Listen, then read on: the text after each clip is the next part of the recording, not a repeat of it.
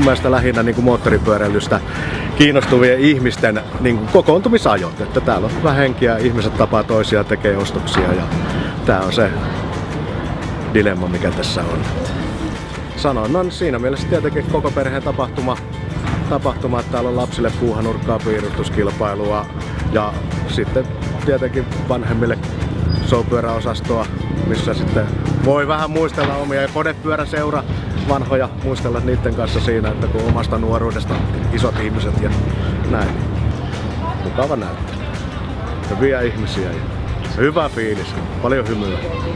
Se on sikäli näin järjestäjänä mukava kuulla, että meillä on enemmän täällä showpyöriä kuin Helsingissä. Että tää on niinku showpyöräosastoltaan isompi mitä Helsingin näyttely. Siinä mielessä kyllä saadaan taputtaa itsemme olkapäähän.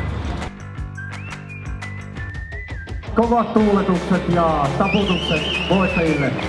Hienoa! Ja kiitos yleisölle. Tää on ollut hieno näyttely.